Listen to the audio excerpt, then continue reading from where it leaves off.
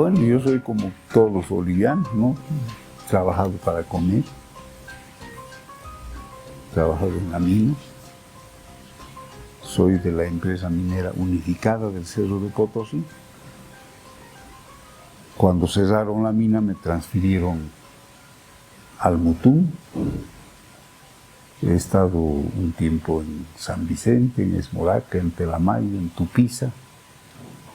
Me trajeron acá al almacén y bueno, ahora trabajo en el archivo. Ese es Edgar Ramírez, no tiene mucho que decir. Parece que ahora se ve a la dirigencia sindical como algo notorio, ¿no? En el tiempo en el que estaba yo, este tema no era de esas dimensiones. Era simplemente una especie de lugar que le asignaban los trabajadores para que defienda los intereses de los trabajadores. Donde debería cumplir tareas, que muchas veces eran tareas de honor, porque había que perder la vida. Y no estoy hablando de memoria.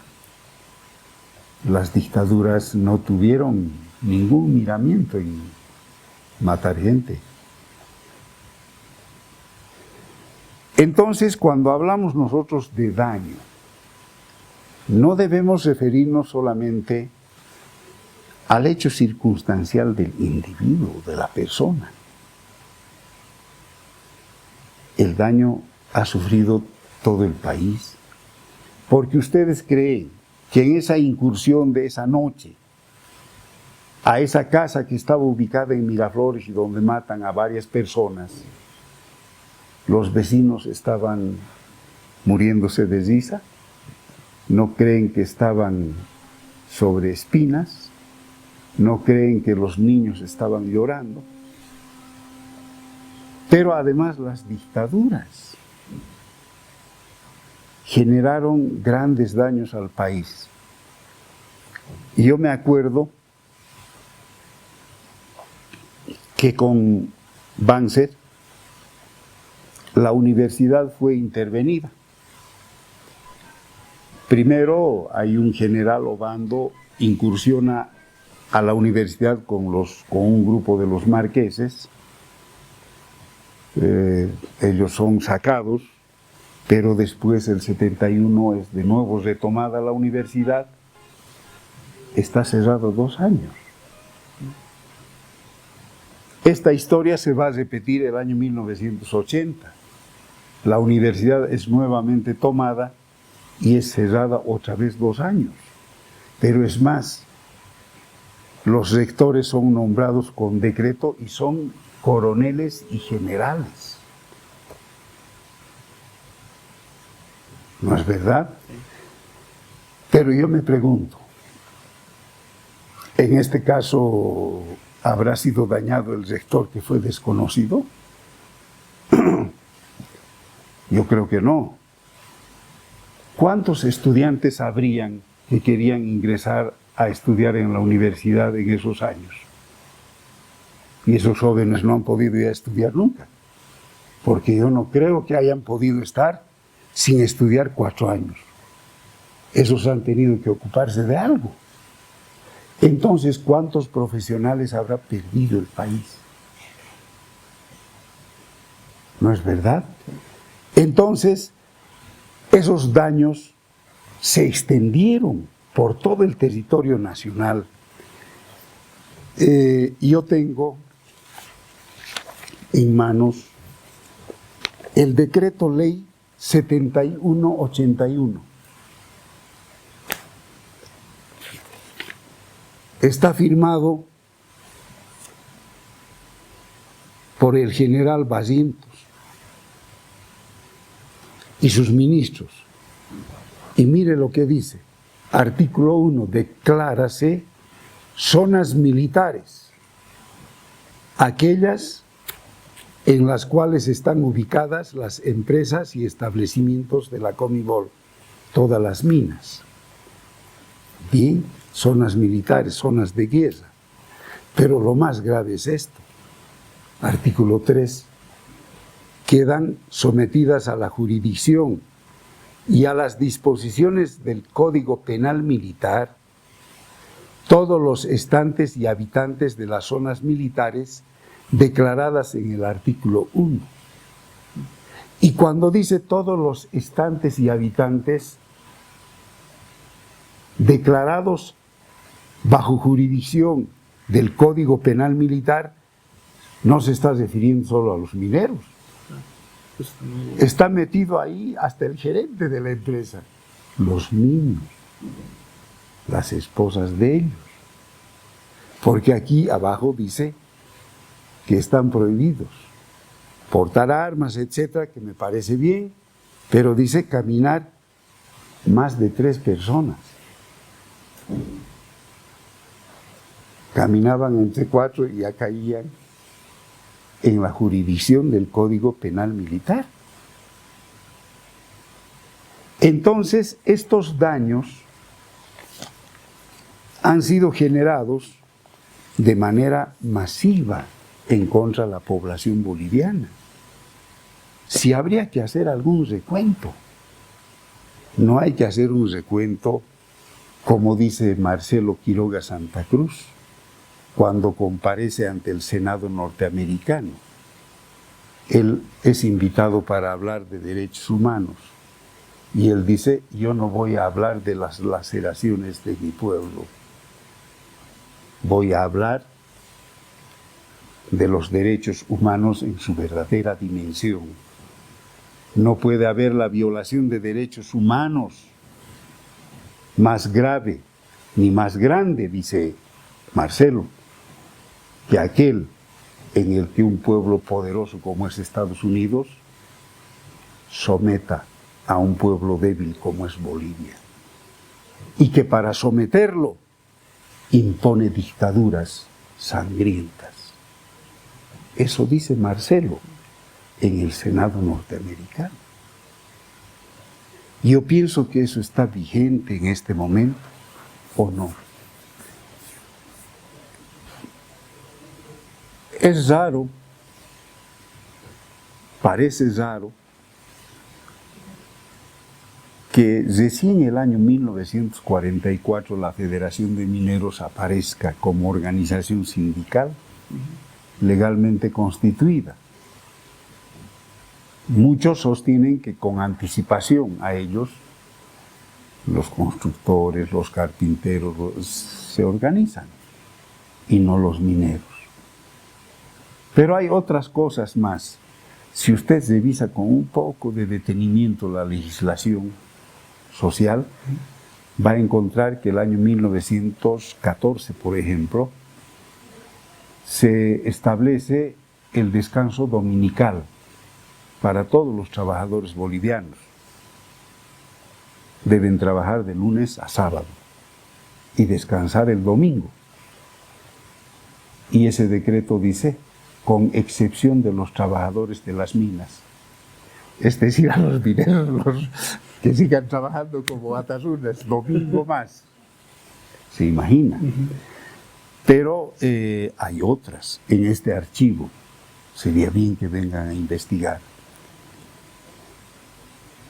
A la guerra del Chaco van todos. Patiño hace un convenio con el gobierno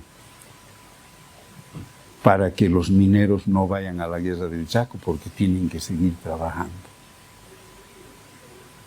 Porque ellos dicen que es más importante que defender en la guerra del Chaco, ¿no?, al país, trabajar en las minas por el país. Y en ese momento, de toda la producción minera, el 3% se quedaba como impuesto para Bolivia y el resto salía para afuera.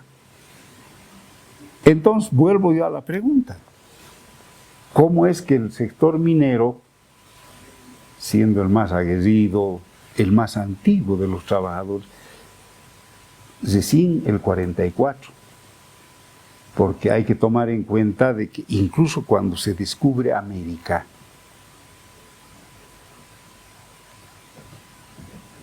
cuando se asientan en lugares y empiezan a hacer ciudades, es cuando descubren la minería en esta zona, ¿no? Y yo diría que el colonialismo inclusive empieza cuando lo detienen a Atahualpa y le dicen, usted tiene que hacer llenar hasta esta altura esta casa con oro y con plata. Llenan la casa y lo matan, igual a Atahualpa. Y yo pienso que ahí empieza el colonialismo, porque empiezan a trabajar las minas. Claro, las minas revolucionaron el planeta, crearon esos fenómenos como la revolución de los precios del siglo XVII. Claro, ¿cómo iban a dejarlos a que se organicen los mineros si de ellos dependía el bienestar de todo el planeta? Ellos tenían que seguir trabajando. Y por eso los dejaban que se organicen en sindicatos a los sastres, a los carpinteros, a los ferroviarios, pero no a los mineros. Don Juan Albarracín Milán ha hecho un examen de las minas y establece que, por ejemplo, los sindicatos tratan de organizarse el año 1910, pero no los dejaban. El gobierno iba y los dispersaba, al extremo de que ellos, un día de esos, en Totoral, porque retiraron a la dirección sindical, se eligieron una nueva, los volvieron a retirar. Y la tercera dirección sindical en la asamblea decide de que todos los mineros deben irse a sus hayañas, al campo, pero deben hacer volar el campamento y las instalaciones de la mina. Eran actos de rebeldía y esto está mostrando de que no los dejaban que se organicen.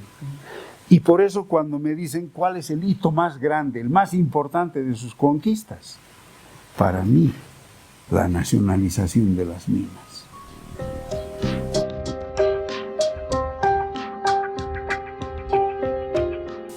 Rockefeller crea su imperio en 3 generaciones. Es el llamado rey del petróleo. Pero Patiño, en 24 años, se convierte en el rey del estaño y es la segunda fortuna más grande del mundo. Y la Patiño Mines es la 5ª empresa más grande que conoce la humanidad. Y eso no con el dinero que había venido del extranjero ni nada, sino con el dinero que había salido de la Salvadora. Es decir, la Salvadora generó más dinero que cualquier otro banco, ¿no? Entonces, la nacionalización de las minas le devuelve al país la posibilidad de nutrirse, de comer su propio pan. Y yo le haría un monumento a los que han hecho la ley de nacionalización de las minas. Y por esa razón, estas fuerzas extranacionales van a hacer todo lo posible para revertir esta medida y para eso nos imponen dictaduras. Pero no solamente por las minas, sino porque la estrategia de dominación de estos países grandes se había pulido de tal manera que ellos decidían, como les he leído en estos documentos, cómo decidían la suerte de los bolivianos, de la misma forma decidían qué ocurría en el lejano Oriente o en el Asia. Entonces, estos países, para sentar dominio, impusieron dictaduras. Y por eso le pusieron inclusive nombres lustrosos a esa estrategia de dominación, Guerra Fría, para toda Europa, para América Latina, la doctrina de seguridad nacional. Y estos pasajes que me ocupé de comentar a un comienzo son parte de la doctrina de seguridad nacional.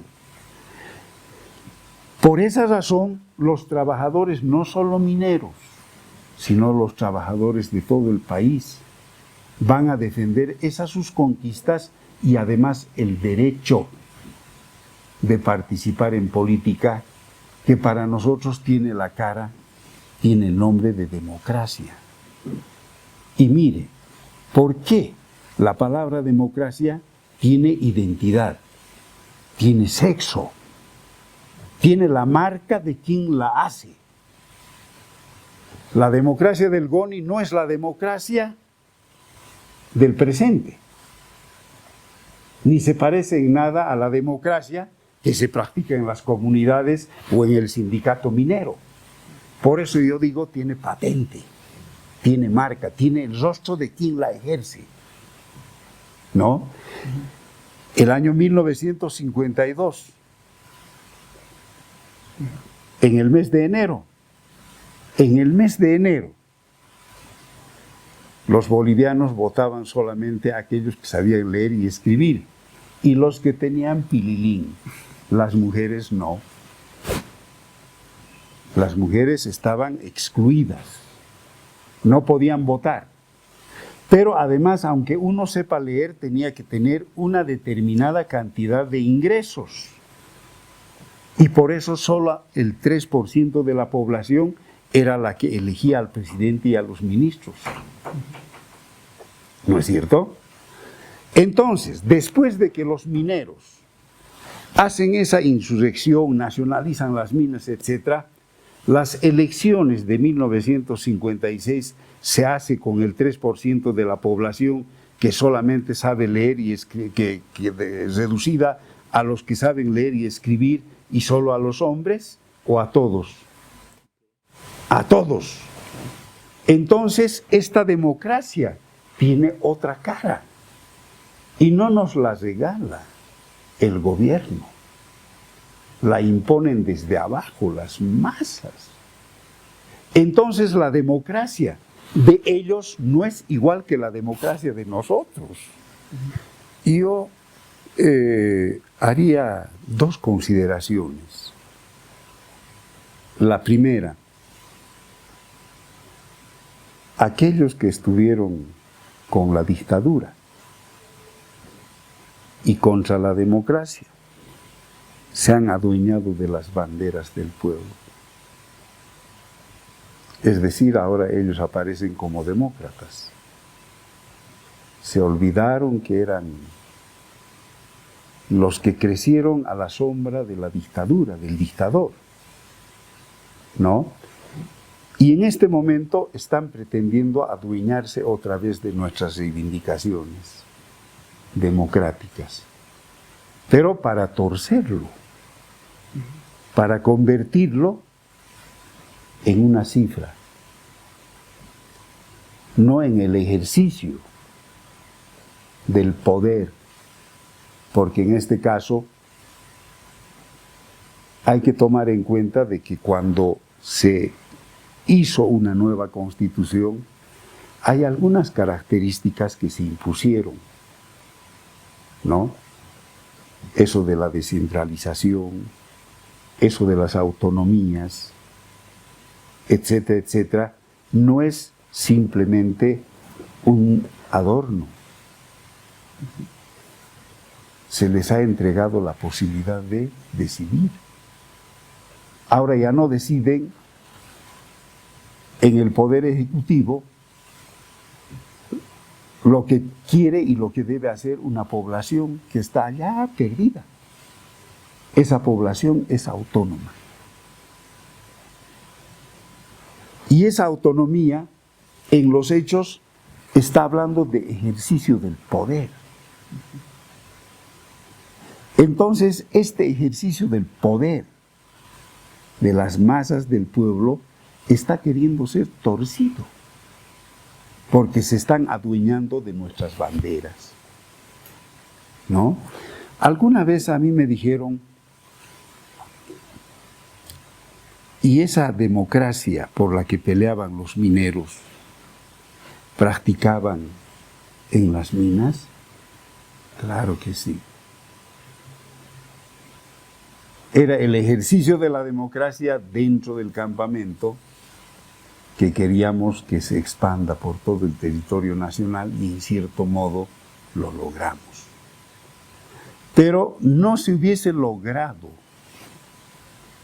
solo con el concurso de los mineros, porque una cosa es siglo XX, una cosa es Huanuni, una cosa es Chorol, que como campamentos mineros, 7 suyos, y otra cosa es Bolivia, que fuera de tener estas características que acabo de señalar, había tenido otras que estaban escondidas. Habíamos sido muchas nacionalidades, habíamos sido muchas culturas. No en vano este proceso se llama revolución democrática y cultural. ¿No es verdad? Entonces, por ese motivo yo creo que en este caso las huellas del ejercicio de esa democracia están en este archivo. Está en este archivo, por ejemplo, gran parte de la información de la Marcha por la Vida. Y esas huellas en este archivo existen, y por eso yo soy un convencido, porque tengo la ventaja frente a muchos de que en mis manos están los testimonios, los papeles de esto que acabamos de hablar, ¿no?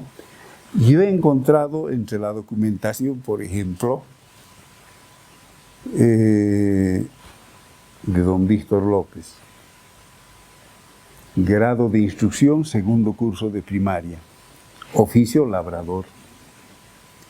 He encontrado los documentos de Simón Reyes, oficio zapatero. He encontrado muchas de esas cosas, pero he encontrado también una inquietud de hacer bibliotecas, de nutrirse de las ideas de avanzada. Y por esa razón estos hombres se acercaron a las banderas democráticas, a las reivindicaciones de los de abajo,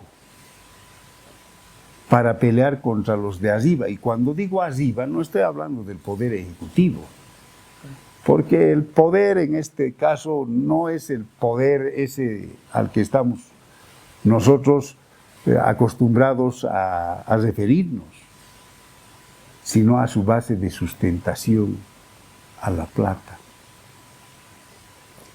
Y cuando estoy señalando de que ellos prefirieron pelear por las reivindicaciones democráticas, estoy hablando por las reivindicaciones de la democracia para todos, no solamente para los que tenían el dinero suficiente como para hacer campaña y como para votar.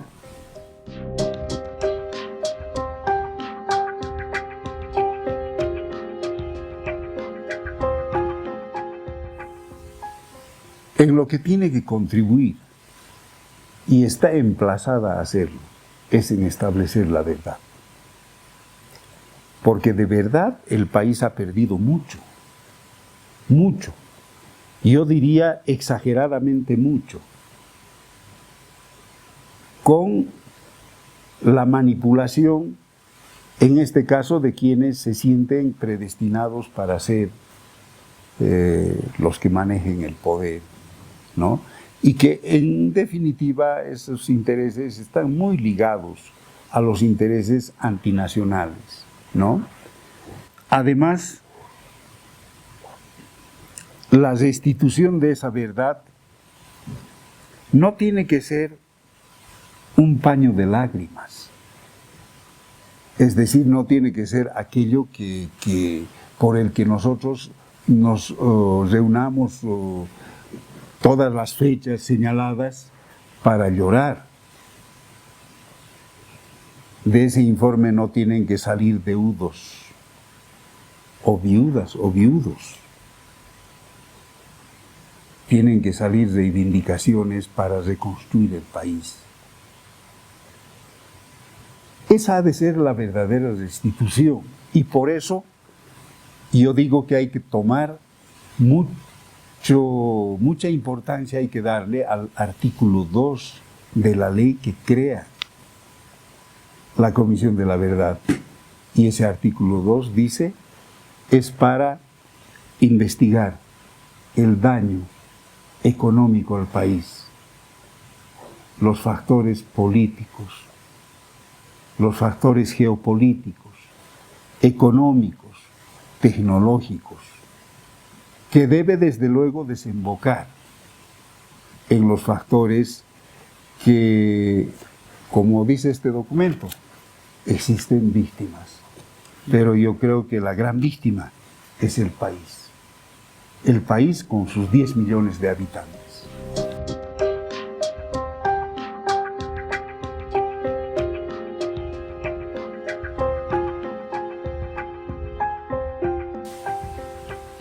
No soy partidario de aquello que dijo algún político, que a veces la democracia y la revolución necesitan del palo de la dictadura y de la contrarrevolución. No soy partidario de eso. Yo creo en los jóvenes. Recuerde, alguna vez usted ha debido ser más joven. Sí. Y yo he sido joven. Cuando era miembro de la Federación de Mineros, creo que todavía era joven. Y cuando ingresé a trabajar a la mina, tenía mis 20 y tantos años. Sin embargo, creo que la juventud no hay que contarlo en almanaque cronológico, porque hay jóvenes que son viejos y hay viejos que son jóvenes. ¿Y cuál es la diferencia? La diferencia es en que esos jóvenes, al margen de la edad que tienen, están interesados en conocer el país y pelear por la felicidad de todos. Y la verdad es de que lo que yo estoy contando como testimonio, como un relato, no tiene que servir para hacer llorar, sino para incentivar a investigar nuestra historia y a partir de esos antecedentes proponernos a proyectar la nueva historia que deben los jóvenes escribir, porque estoy seguro que los jóvenes de hoy se van a convencer de que deben pelear por su país del mañana.